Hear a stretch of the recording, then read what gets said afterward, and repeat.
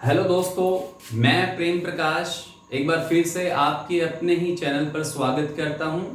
और दोस्तों, जैसा कि आप जानते हो, हाल ही में दिल्ली पुलिस की कांस्टेबल एग्जीक्यूटिव मेल फीमेल की वैकेंसी आई है और उसको ध्यान में रखते हुए हर वीक जितने भी करंट अफेयर्स के क्वेश्चंस हैं वो मैं लेके आता हूं।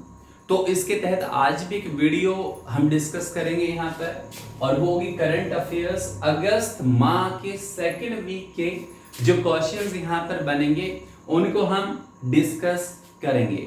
दोस्तों, मैं चाहता हूं कि आपको ज्यादा से ज्यादा करंट अफेयर्स के अपडेटेड और इंपॉर्टेंट क्वेश्चंस मिले, तो उसके लिए मेरा प्रयास यही रहता है। तो अगर आपको ये चैनल पसंद आता है दोस्तों, तो इसे लाइक शेयर सब्सक्राइब जरूर कीजिएगा। और इसी क्रम में हम अपने आगे बढ़ते हैं और अपना टॉपिक शुरू करते हैं। तो आइए शुरू करते हैं समसामयिकी करंट अफेयर्स को लेकर इस वीक के प्रश्नों पर नजर डालते हैं। तो आते हैं हम सबसे पहले प्रश्न पर, और पहला ही जो प्रश्न है वो ये है कि हाल ही में एक प्रोजेक्ट चलाया गया है और उस प्रोजेक्ट को कहा गया है प्रोजेक्ट चीता। प्रोजेक्ट, वैसे प्रोजेक्ट का मतलब क्या होता है? परियोजना। और प्रोजेक्ट जो चीता है ये अभी चर्चा में रहा है। क्यों? क्योंकि चीनी जो सेनाएं हैं वो सीमा रेखा का जो LAC है उसका उल्लंघन करती है। तो पूर्वी लद्दाख के अंदर, पूर्वी जो लद्दाख है, लद्दाख, उसमें भारतीय सेनाओं ने प्रोजेक्ट चीता लॉन्च किया है, जिसके तहत वो चीनी सेनाओं पर क्या रख सकेंगे? नजर रख सकेंगे। दोस्तों, अभी LAC के बारे में मैंने जिक्र किया है।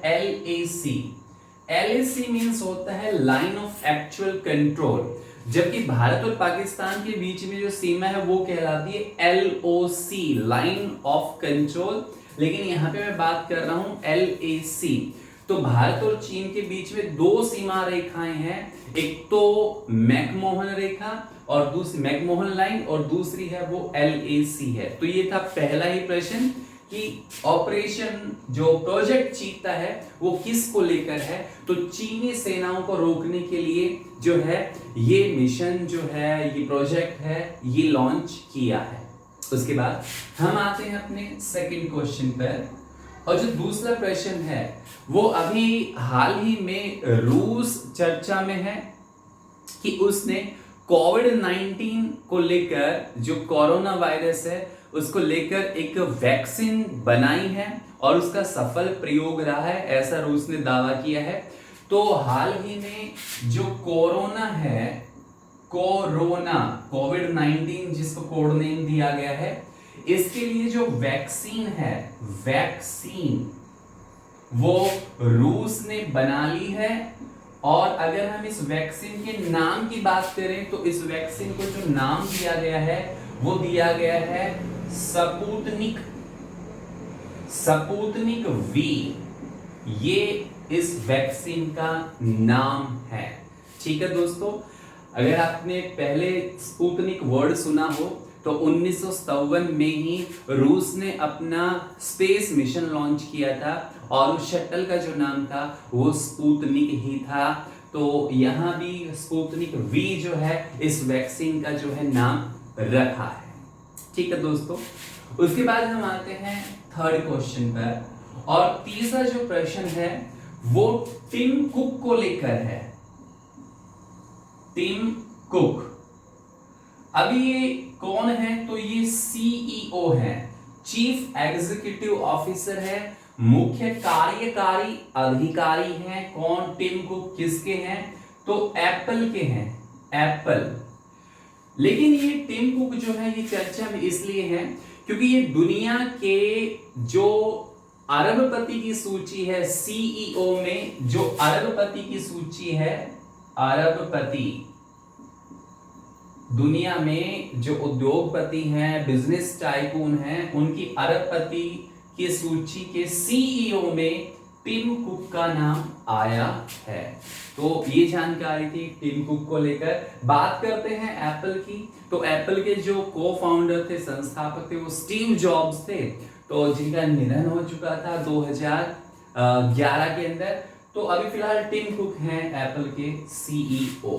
ठीक है दोस्तों, उसके बाद हम आते हैं अपने चौथे प्रश्न पर। चौथे प्रश्न पे अगर मैं बात करता हूं तो राहत इंदौरी एक गजलकार है, राहत इंदौरी। ठीक है, इनका हाल ही में क्या हो गया है, देहांत हो गया है राहत इंदौरी का। तो ये गजलकार थे और बहुत ही प्रसिद्ध थे। क्लासिकल भी जो है इनकी, खासतौर से अगर मैं उर्दू की बात करूं तो वहां पर इनकी गजलें बहुत ही प्रसिद्ध रही हैं। ठीक है दोस्तों, उसके बाद हम आते हैं अपने पांचवें प्रश्न की ओर। तो पांचवा जो प्रश्न है वो है कमला हैरिस को लेकर। देखिएगा, कमला हैरिस, ये नाम अभी चर्चा में है कमला हैरिस का।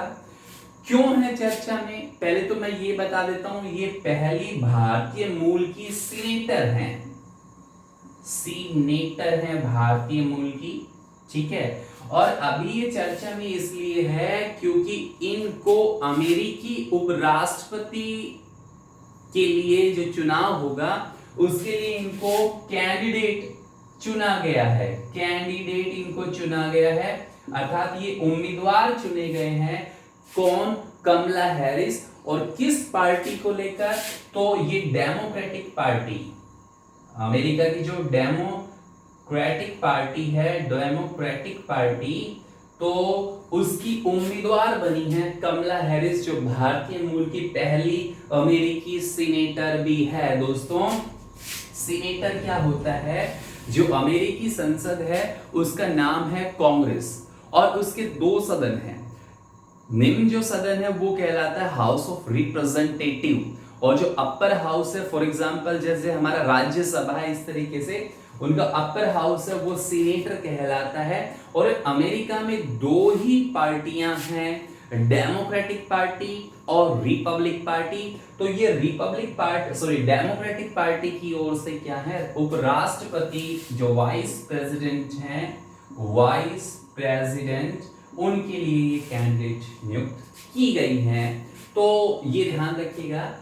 5 प्रश्न ये फिर मैं बता रहा हूं। प्रोजेक्ट चीता जो पूर्वी लद्दाख में भारतीय सेनाओं ने चलाया है कोरोना वायरस को लेकर। रूस ने एक वैक्सीन तैयार की है, स्पुतनिक वी नाम दिया गया है। टिम कुक जो सीईओ, जो एप्पल हैं, एप्पल कंपनी उनके सीईओ हैं, वो अरबपति की सूची में उन्होंने स्थान प्राप्त किया है। और प्रसिद्ध गजलकार जो है राहत इंदौरी, उनका देहांत हो गया है। और 5वां प्रश्न है वो भारतीय मूल की कमला हैरिस को लेकर है, जो उपराष्ट्रपति के जो चुनाव होंगे उनमें ये भाग लेगी। डेमोक्रेटिक पार्टी की जो है ये उम्मीदवार हैं। ठीक है दोस्तों, तो ये तो थे पहले 5 क्वेश्चन सेकेंड वीक अगस्त के।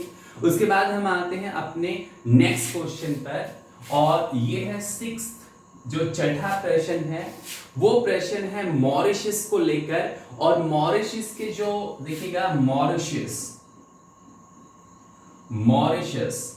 और मॉरिशस के जो प्रधानमंत्री हैं, प्राइम मिनिस्टर हैं, मैं उनकी बात कर रहा हूं, प्रविंद जगन्नाथ की। प्रविंद जगन्नाथ दोस्तों ये भारतीय मूल के हैं, और मॉरिशस में 50% जो पॉपुलेशन है वो हिंदू है, ये ध्यान रखिएगा। और प्रविंद जगन्नाथ जो पीएम है फिलहाल मॉरिशस के।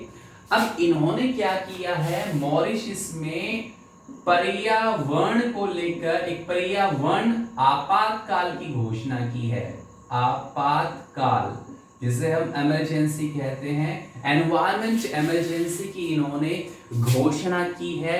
कारण है क्योंकि पिछले मंथ 15 जुलाई, ध्यान कीजिएगा, 15 जुलाई को जापान जो है, जापान उसका एक जहाज था, और वो जहाज बीच में से टूट गया था, और करीबन उसमें से 1000 टन जो 1000 टन तेल था ना, ऑयल था, उसका रिसाव हो गया। इसलिए पर्यावरण आपातकाल की घोषणा की है मॉरिशस के प्रधानमंत्री प्रविंद जगन्नाथ की, अगर मैं यहां पर बात करता हूं तो वो। उसके बाद दोस्तों हम आते हैं अपने 7वें प्रश्न की ओर, और जो 7वां प्रश्न है वो एक पुस्तक को लेकर है, और ये पुस्तक बहुत ही चर्चा में रही है, और इस पुस्तक के जो लेखक हैं, राइटर हैं, वो है बॉब वुडवर्थ। देखिएगा पुस्तक है का जो नाम है, पुस्तक का नाम तो है रेज। रेज पुस्तक का नाम है। ये इंग्लिश का शाब्दिक अर्थ है, इसका जो शाब्दिक अर्थ है रेज होता है क्रोध, गुस्सा, ठीक है, रोष। और इसके जो लेखक हैं वो है बॉब वुडवर्थ। Bob Woodworth. अच्छा, ये पुस्तक क्यों है चर्चा में?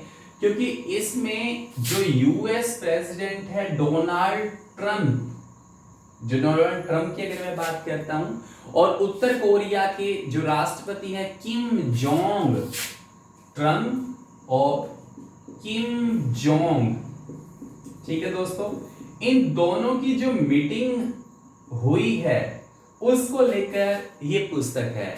दोस्तों मैं आपको ध्यान दिलाऊं, 12 जून 2018 में अमेरिकी राष्ट्रपति ने उत्तर कोरिया के राष्ट्रपति किम जोंग से सिंगापुर में बातचीत की थी। तो उसके बाद कई दौर में बात भी हुई है, तो उन सब का जो डायलॉग सिनेरियो है वो सारा का सारा इस रेज पुस्तक में है, जिनके जो राइटर हैं वो बॉब वुडवर्थ हैं। तो ये था हमारा 7वां प्रश्न। अब हम आते हैं अपने 8वें प्रश्न की ओर। देखिएगा 8वां प्रश्न क्या है। हाल ही में एयर इंडिया का जो विमान क्रैश हुआ था, बोइंग 737 की अगर मैं बात करूं कोझिकोड में, कोझिकोड जो केरल में है, कोझिकोड में जो एयर क्रैश हुआ था, ध्यान दीजिएगा पिछले भी, तो उसकी जांच के लिए एक पैनल गठित किया गया है। पैनल का मतलब ये है कि एक तरह से समिति की तरह काम करेगा, और इसकी पैनल के जो अध्यक्ष होंगे वो S.H. चाहर होंगे। देखिएगा S.H. चाहर, ये इस पैनल के अध्यक्ष होंगे, अध्यक्ष। ध्यान दीजिएगा, कोझिकोड जो क्रैश हुआ था एयर इंडिया का विमान, उसकी जांच के लिए क्या बनाया गया है, एक पैनल क्रिएट किया गया है, और इस पैनल में 5 सदस्य होंगे, 5 मेंबर होंगे, जो किसकी अध्यक्षता में होगा, S.H.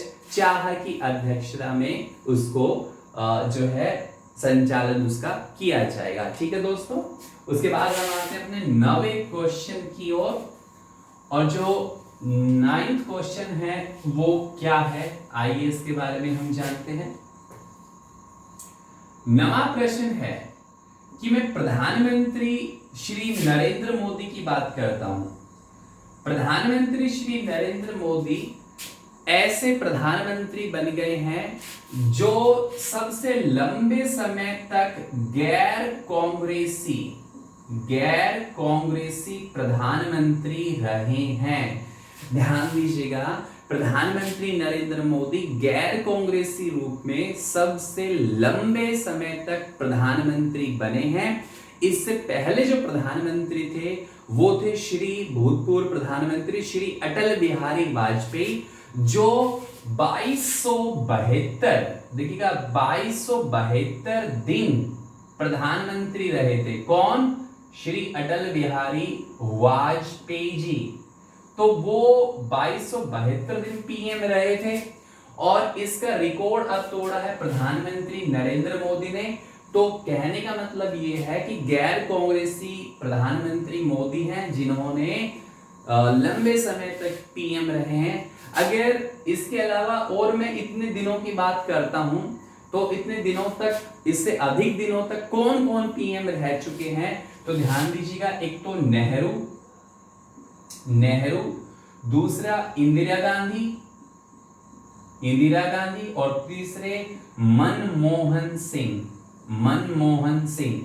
तो ये ऐसे 3 प्रधानमंत्री हैं जो मोदी से अधिक समय तक पीएम रहे हैं, और श्री नरेंद्र मोदी जी ऐसे गैर कांग्रेसी पीएम हैं, प्रधानमंत्री हैं, जो लंबे समय तक पीएम के पद पर रहे हैं वाजपेयी के बाद।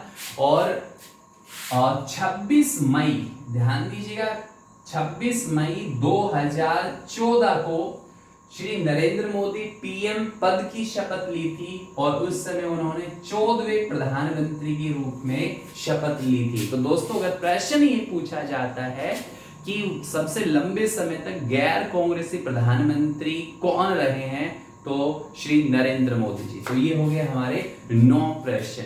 उसके बाद हम आते हैं अपने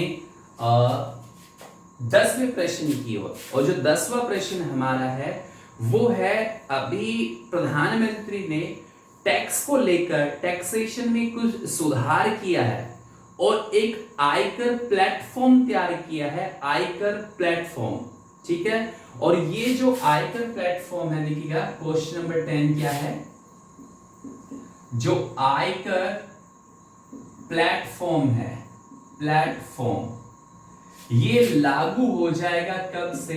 25 सितंबर से। 25 सितंबर से ये आयकर प्लेटफॉर्म लागू होगा, और इसमें उद्देश्य क्या है? देखिएगा दोस्तों, जो ऑनेस्ट टैक्स पेयर है उनका खास ध्यान रखा जाएगा। यहाँ पर जो समय पे अपना पूरा टैक्स देते हैं, टैक्स की कोई चोरी नहीं करते, तो उनके जो है उनकी जांच के लिए कुछ ढील दी गई है, ताकि उनको ज्यादा जो है टॉर्चर ना किया जाए। इसलिए ट्रांसपेरेंट टैक्सेशन, ऑनरिंग ट्रांसपेरेंट, जो अगर मैं टैक्स की बात करता हूं, टैक्स का मतलब है टैक्सेशन को लेकर, तो उसको ऑनर किया जाएगा, ठीक है। तो इस प्लेटफॉर्म का जो नाम है, मतलब एक थीम जो दिया गया है, वो दिया गया है ट्रांसपेरेंट टैक्सेशन।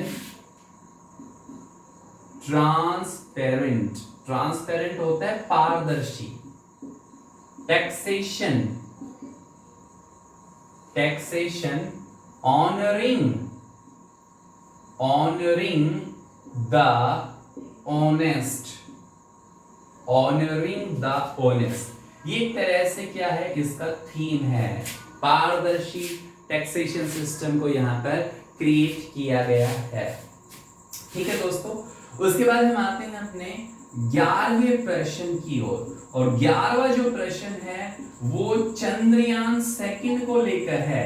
चंद्रयान 2 अभी हाल ही में चंद्रयान 2 जो है, उन्होंने ताजा जो है तस्वीर भेजी है, फोटोग्राफ्स भेजे हैं, और चांद के जो उत्तर पूर्व में है, चांद के नॉर्थ ईस्ट में, उत्तर पूर्व में, उत्तर पूर्व के अंदर एक गड्ढा, जिसे हम क्रेटर कह सकते हैं, क्रेटर, एक गड्ढा जो है उसकी तस्वीर चंद्रयान 2 ने भेजी है हमारे पास।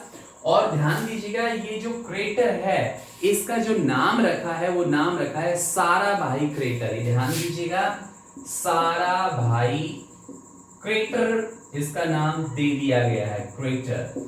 साराभाई, विक्रम साराभाई जो भारतीय अंतरिक्ष जो मिशन है उनके फादर कहे जाते हैं, जनक कहे जाते हैं। तो ये ध्यान रखिएगा, चांद के उत्तर पूर्व में जो है चंद्रयान ने तस्वीरें भेजी हैं, और इनका नाम साराभाई क्रेटर रखा गया है, ठीक है दोस्तों।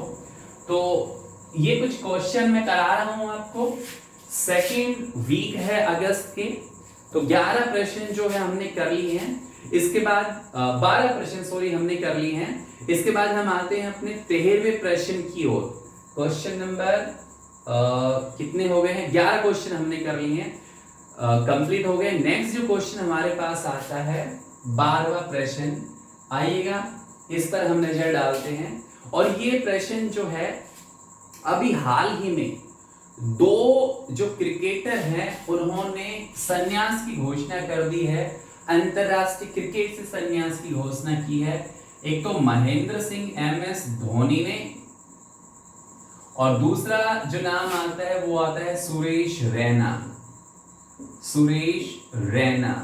तो इन दोनों ने ही अंतरराष्ट्रीय अंतरराष्ट्रीय क्रिकेट मैच से संन्यास लेने की घोषणा इन्होंने कर दी है।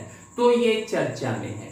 अगर मैं भारतीय कप्तान महेंद्र सिंह धोनी की बात करूं तो 39 वर्षीय जो धोनी है, इन्होंने जब ये कप्तान रहे हैं तो उस समय इन्होंने 3 जो है आईसीसी खिताब जीते हैं। आईसीसी के 3 खिताब इन्होंने जीते हैं। इसके अलावा एक चीज का और भी ध्यान दीजिएगा, इन्होंने वनडे इंटरनेशनल क्रिकेट मैच तथा T20 की अगर बात करूं तो 151 मैच इन्होंने जीते हैं। ओडीआई का मतलब है अंतरराष्ट्रीय एक दिवसीय match, one day international cricket match और T20, इनमें इन्होंने क्या किए 151 मैच इनकी कप्तानी में जो है भारतीय क्रिकेट टीम ने जीते हैं। ठीक है। और एक चीज और भी, एज ए विकेट कीपर, क्योंकि MS धोनी जो है ये विकेट कीपर है, तो विकेट कीपर के रूप में भी सर्वाधिक सिक्सर लगाने का, छक्का लगाने का रिकॉर्ड भी MS धोनी के नाम पे है। तो ये 2 नाम ध्यान रखना है, MS धोनी और सुरेश रैना, जिन्होंने हाल ही में क्या किया है, अंतरराष्ट्रीय क्रिकेट मैच से संन्यास लेने की घोषणा की है। आते हैं अपने 13वें प्रश्न पर, और ये भी क्रिकेट को लेकर है, चेतन चौहान को लेकर।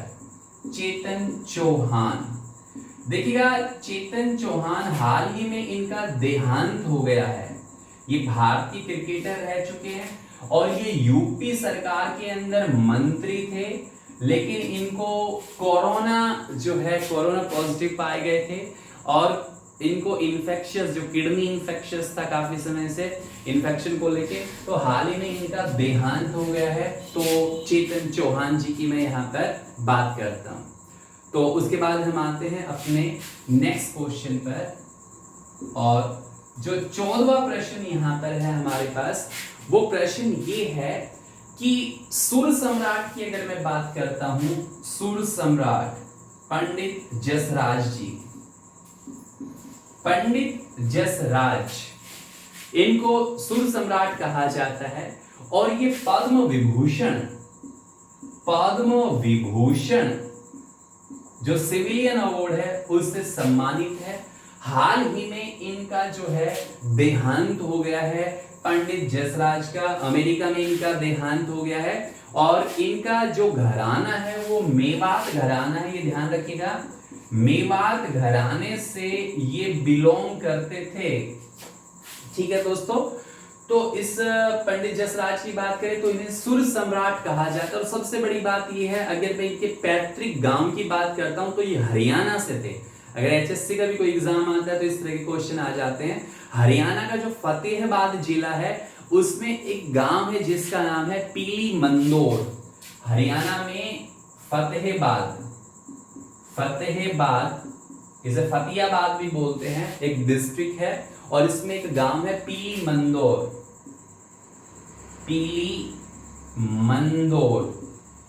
तो इस गांव के हैं, इन्हें सुर सम्राट कहा जाता है, सुर सम्राट के नाम से जाना जाता है। ध्यान देना, पद्म विभूषण से सम्मानित हैं और मेवात घराने से हैं और अभी इनका देहांत हुआ है। उसके बाद हम आते हैं अपने नेक्स्ट क्वेश्चन पर।